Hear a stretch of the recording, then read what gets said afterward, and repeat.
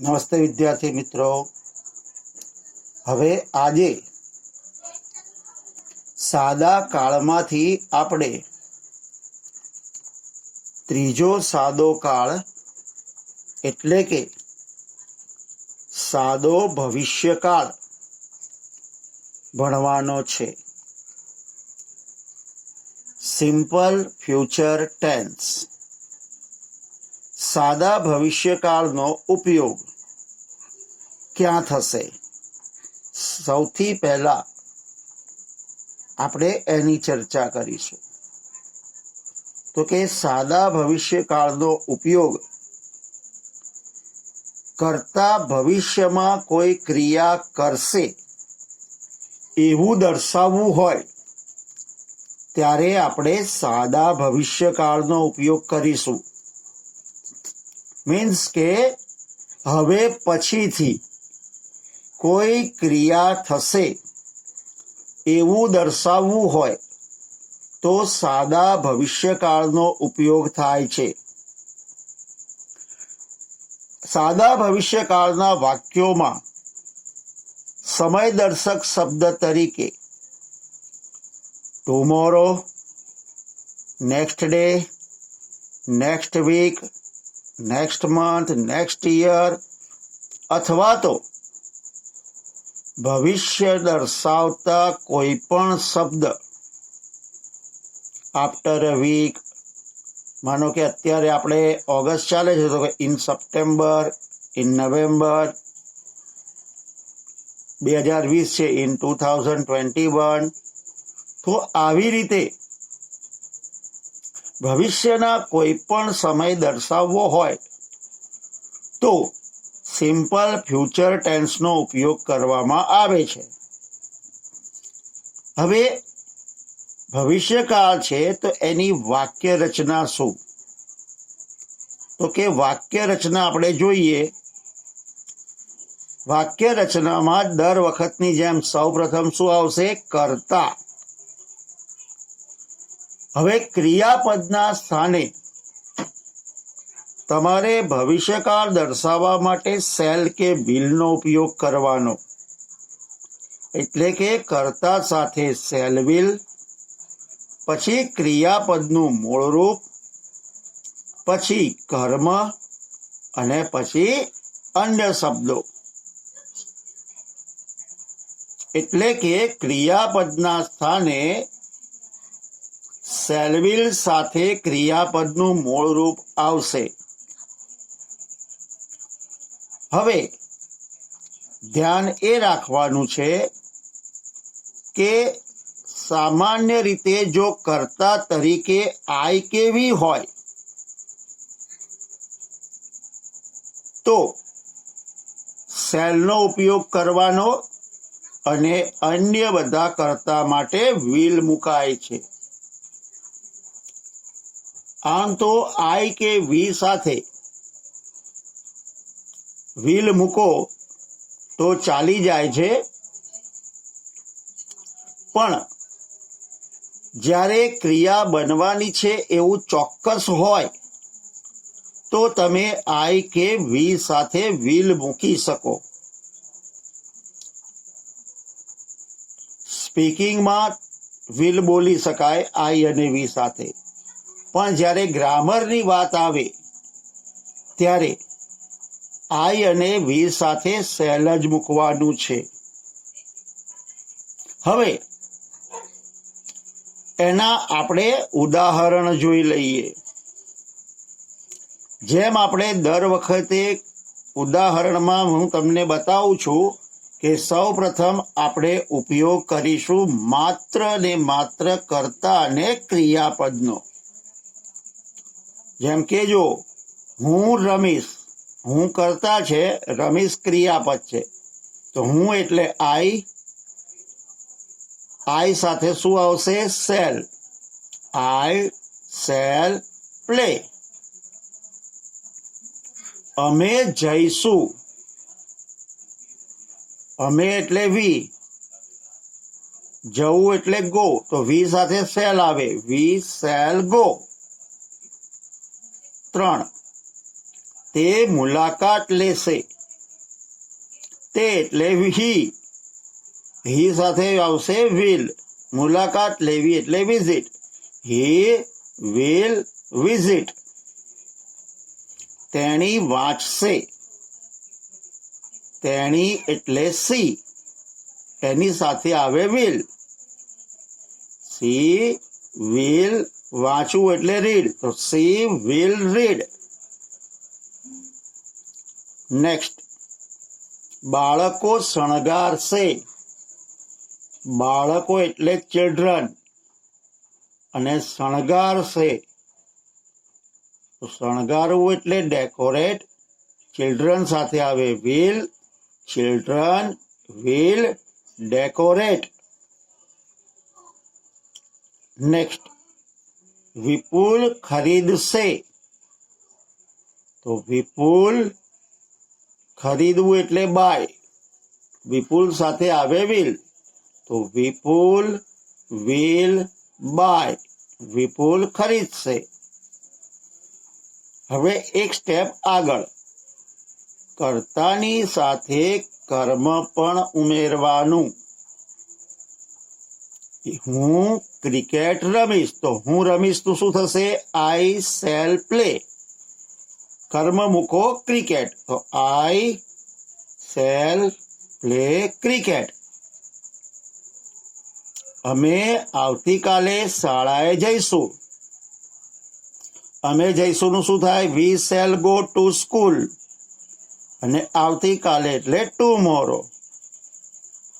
તમે આવતા મહિને ગામની મુલાકાત લેશો. તમે એટલે યુ, તો you will visit village next month. Next, બાળકો વર્ગખંડ શણગારશે. તો બાળકો એટલે ચિલ્ડ્રન.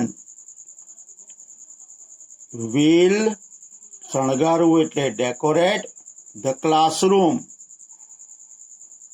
નેક્સ્ટ, વિપુલ નવો મોબાઈલ ખરીદશે. તો Vipul will buy a new mobile. Next,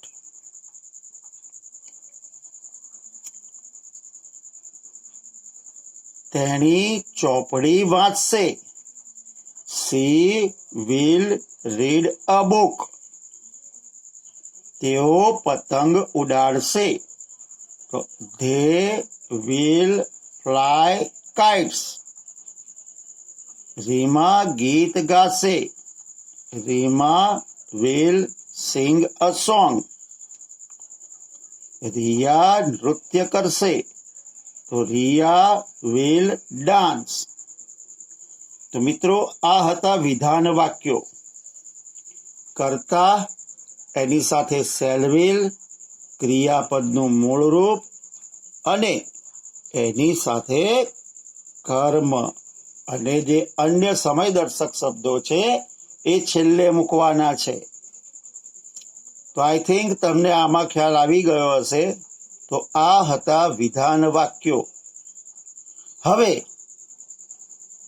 વિધાન વાક્યની પ્રેક્ટિસ કર્યા પછી તમારે નકાર વાક્ય ભણવાના છે. હાલ તમે સમજી લેજો, પણ તમે જ્યારે પ્રેક્ટિસ કરવા બેસો ત્યારે પહેલા વિધાન વાક્યોની પ્રેક્ટિસ કરવાની. એ થઈ જાય પછી જ નકાર વાક્યોની પ્રેક્ટિસ કરજો. તો હવે આપણે વિધાન વાક્ય પરથી જઈશું નકાર વાક્ય પર. આપણે નકાર વાક્ય કેવી રીતે બનાવવાના હતા એ અગાઉ પણ જોઈ ગયા છીએ કે કોઈ પણ વાક્યને નકાર બનાવવું હોય તો સહાયકારક ક્રિયાપદ સાથે નોટ મૂકવાથી વાક્ય નકાર બને છે. આપણા સાદા ભવિષ્યકાળના વાક્યોમાં સહાયકારક ક્રિયાપદ તરીકે શેલ કે વિલનો ઉપયોગ થાય છે. તો શેલ કે વિલ સાથે નોટ મૂકવાથી વાક્ય નકાર બને છે. તો જ્યારે પણ વાક્યમાં શેલ કે વિલ આવે તો એને નકારવા મૂકવા માટે તમારે શેલ વિલ પછી નોટ મૂકવું. તો અહીંયા એની વાક્ય રચના ધ્યાનથી જોઈ લો. સૌ પ્રથમ આવશે કર્તા. કર્તા પછી શેલ અથવા વિલ, એના પછી નોટ, એની સાથે ક્રિયાપદનું મૂળ રૂપ, એના પછી કર્મ, અને પછી આવશે અન્ય શબ્દો. તો ધ્યાનથી જોઈ લેજો. શેલનો ઉપયોગ ક્યારે કરવો એ આપણે આગળ શીખી ગયા કે જ્યારે આઈ કે વી હોય તો શેલ, બાકી બધામાં વિલ. હવે ઘણીવાર આપણે નોટ મૂકીએ ત્યારે આપણે એના શોર્ટ ફોર્મનો ઉપયોગ કરતા હોઈએ છીએ. અહીંયા તમારે આના જો શોર્ટ ફોર્મનો ઉપયોગ કરવો હોય તો શેલ નોટનું જે ટૂંકું રૂપ છે એ શાન્ટ અને વિલ નોટનું વોન્ટ. આ ધ્યાનમાં રાખવું. હવે આપણે કેટલાક ઉદાહરણ જોઈશું. પહેલું ઉદાહરણ, અમે શાળાએ જઈશું નહીં. તો અમે જઈશું નહીંનું શું થશે? We shall not go. કર્મ તરીકે ટુ સ્કૂલ. નેક્સ્ટ, તેણી ગીત ગાશે નહીં. તો તેણી ગાશે નહીં. She will not sing a song. Next, હું ફળો ખરીદીશ નહીં. હું ખરીદીશ નહીં. એનું થશે આઈ શેલ નોટ બાય. ફળો કર્મ fruits. I shall not buy fruits. Next, તમે કવિતા લખશો નહીં. તમે લખશો નહીં. તો યુ વિલ નોટ રાઇટ. શું? તો કે કવિતા. તો અ પોએમ. નેક્સ્ટ,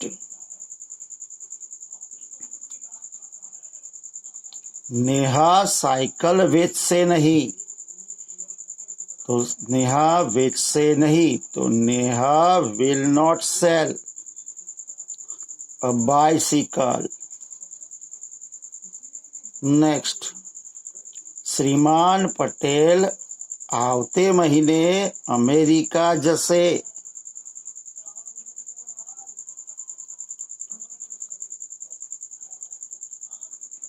તો આ વિધાન વાક્ય આવી ગયું વચ્ચે.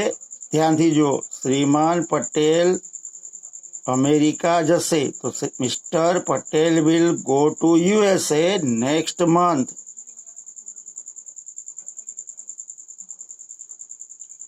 બાળકો કાલે રમકડા બનાવશે.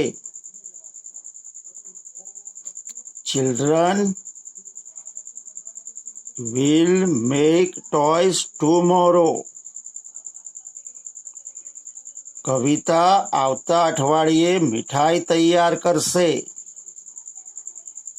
કવિતા will prepare sweet next week. માતા રસોઈ કરશે. Mother will cook in the evening. Next, દાદાજી આવતીકાલે અમને વાર્તા કહેશે. The grandfather will tell us a story tomorrow. હવે મિત્રો, અહીંયા 6 વાક્યથી 10 વાક્ય જે લખ્યા છે એ નકાર છે, હકાર છે, વિધાન છે. એને તમારે નકારમાં ફેરવવાના છે. તો આમાં સહાયકારક ક્રિયાપદ શોધી લેવાનું અને એને નકાર બનાવવાના. જેમ કે mister Patel will not go to USA next month. અને એને લખવું કેવી રીતે? તો શ્રીમાન પટેલ આવતા મહિને અમેરિકા જશે નહીં. તો અહીંયા વિલ પછી નોટ મૂકવાનું એટલે નકાર બની જાય. બાળકો કાલે રમકડા બનાવશે નહીં. તો આમાં વિલ પછી નોટ મૂકવાનું. Children will not make toys tomorrow. Kavita આવતા અઠવાડિયે મીઠાઈ તૈયાર કરશે નહીં. તો Kavita will not prepare sweet next week. માતા સાંજે રસોઈ કરશે નહીં. તો mother will not cook in the evening. દાદાજી આવતીકાલે અમને વાર્તા કહેશે નહીં. The grandfather will not tell us a story tomorrow. તો મિત્રો, આ 5 સુધીના જે નકાર છે એવી જ રીતે આ 6 થી 10 તમારે નકાર બનાવવાના છે. તો આ પ્રેક્ટિસ તમારે કરી લેવાની છે. હવે આપણે હકાર વાક્ય જોયા, નકાર પણ જોયા. હવે પ્રશ્નાર્થ વાક્ય પર જઈએ એ પહેલા તમારે આ બંનેની પ્રેક્ટિસ કરી લેવાની છે, હકાર વાક્યની અને નકાર વાક્યની. અને એના માટે હું તમને હોમવર્કમાં કેટલાક સેન્ટન્સ આપું છું. આ સેન્ટન્સ તમારે જે મેં ગુજરાતીમાં આપ્યા છે એનું અંગ્રેજીમાં રૂપાંતર કરવાનું છે, જેથી તમારે આના હકાર અને નકાર વાક્યોની પ્રેક્ટિસ થઈ જાય. તો મિત્રો, હોમવર્ક હવે જોઈ લઈએ. અને સાથે સાથે જો તમારે હજી આગળ પ્રેક્ટિસ કરવાની ઈચ્છા હોય તો આપણે જે ક્રિયાપદો આગળ લખાવી ચૂક્યા છીએ એ ક્રિયાપદોનો ઉપયોગ કરી એના પરથી કેટલાક સેન્ટન્સ વધારાના બનાવવાની તમને છૂટ છે. તો હવે હોમવર્ક તરફ જઈએ. તમારું હોમવર્ક છે એમાં પહેલું વાક્ય, તમે ખેતરમાં કામ કરશો. તો વિલ વર્ક. હું તમને મદદ કરીશ એટલે વિલ હેલ્પ. અમે વિદ્યાર્થીઓને મદદ કરીશું. તો અહીંયા અમે છીએ એટલે શેલ હેલ્પ. પૂજા દિવાળી ઉજવશે. ઉજવવું એટલે સેલિબ્રેટ. તો વિલ સેલિબ્રેટ. શિક્ષક ગ્રામર શીખવશે. શીખવવું એટલે ટીચ. તો વિલ ટીચ. તેઓ નવા ટ્રેક્ટરો ખરીદશે. ખરીદવું એટલે બાય. તો વિલ બાય. નેક્સ્ટ, તેણી આવતીકાલે ફળો ખાશે. તો ખાવું એટલે ઈટ. તો વિલ ઈટ. શિક્ષક વિદ્યાર્થીઓને શિક્ષા કરશે. શિક્ષા કરવી એટલે પનિશ. તો વિલ પનિશ. મીના આવતે મહિને રમકડા ચોપડીઓ મોકલશે. મોકલવું એટલે સેન્ડ. તો વિલ સેન્ડ. મારા પિતાજી મારા વર્ગ શિક્ષકને મળશે. મળવું એટલે મીટ. તો વિલ મીટ. હવે અહીંથી નકાર વાક્ય શરૂ થાય છે. હું દફતર લાવીશ નહીં. લાવવું એટલે બ્રિંગ. તો વિલ બ્રિંગ. તો એ નોટ આવશે. Will not bring. તેણી મને ભેટ આપશે નહીં. આપવું એટલે ગીવ. તો will not give. Next, Ramanbhai છાપું વાંચશે નહીં. વાંચવું એટલે રીડ. તો વિલ નોટ રીડ. નયન પાઠ લખશે નહીં. લખવું એટલે રાઇટ. તો વિલ નોટ રાઇટ.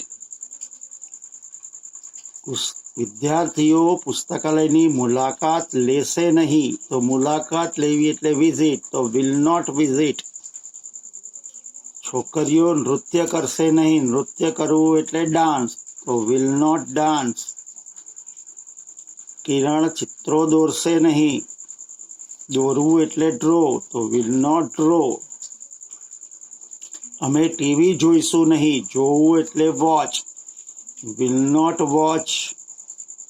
બાળકો રમકડા આપશે નહીં, આપવું એટલે ગીવ, તો વિલ નોટ ગીવ. તે મારા ઘરે આવશે નહીં, આવવું એટલે કમ, વિલ નોટ કમ. તો મિત્રો અહીંયા હકારમાં શેલ કે વિલ અને મૂળરૂપ, નકારમાં શેલ નોટ અથવા વિલ નોટ સાથે મૂળરૂપ. તો આ જે 20 સેન્ટન્સ છે એનું તમારે અંગ્રેજીમાં રૂપાંતર કરવાનું છે. રૂપાંતર કરતી વખતે મેં કહ્યું એમ સૌથી પહેલા કર્તા, પછી શેલ કે વિલ, પછી ક્રિયાપદનું મૂળરૂપ.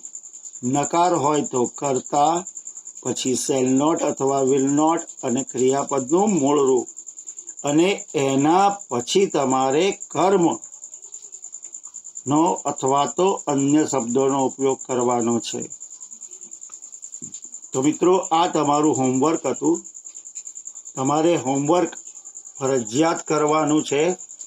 20 વાક્યો બનાવ્યા પછી તમને બીજા વાક્યો બનાવવાની છૂટ છે, પરંતુ આ 20 તો ફરજિયાત તમારે બનાવવાના છે અને એની પ્રેક્ટિસ કરવાની છે. અને અગાઉ આપણે કહ્યું હતું એ પ્રમાણે જે સાદો વર્તમાનકાળ અને સાદા ભૂતકાળનું તમને રિવિઝન કરાવ્યું હતું, તો એની પ્રેક્ટિસ તમે કરી લીધી હશે. તો વિદ્યાર્થી મિત્રો, આપણા 3 કાળનો જે સાદા ભાગ હતા એ પૂરા થયા, એટલે કે સાદો વર્તમાનકાળ, સાદો ભૂતકાળ અને સાદો ભવિષ્યકાળ. તો આ 3 કાળની પ્રેક્ટિસ તમારે ફરજિયાત કરવાની છે. હવે નેક્સ્ટ ટાઈમ આપણે ચાલુ કાળની ચર્ચા કરીશું, પરંતુ એ પહેલા તમારી ટેક્સ ચાલશે. એટલે કે હવે તમારા ટેક્સનો બીજો યુનિટ આપણે તૈયાર કરવાનો છે. તો હવે ટેક્સ્ટ માટે તૈયાર રહેજો. ત્યાં સુધીમાં ગ્રામરમાં આ 3 કાળ જે તમારા છે, સાદો વર્તમાનકાળ, સાદો ભૂતકાળ, સાદો ભવિષ્યકાળ તૈયાર કરી લેજો. ક્રિયાપદો, એના ભૂતકાળના રૂપ તૈયાર કરી લેજો. સાથે સાથે તમને જરૂરી એવા નવા ક્રિયાપદોને પણ તૈયાર કરી લેજો. તો હવે આપણે આ પ્રશ્નાર્થ વાક્યો જે છે એ તમારા ટેક્સ લઈશ એના પહેલાના સેશનમાં, એટલે કે સ્ટાર્ટિંગમાં જ એ જ વિડીયોમાં આપણે તમારા આ પ્રશ્નાર્થ વાક્યો લઈ અને આ કાળ ત્યાં પૂરો કરી દઈશું. તો ત્યાં સુધી આપ આની પ્રેક્ટિસ કરતા રહેજો. તો પછી મિત્રો, હવે હું રજા લઉં છું. ધ્યાનથી અભ્યાસ કરજો. આપનો ખૂબ ખૂબ આભાર. આવજો.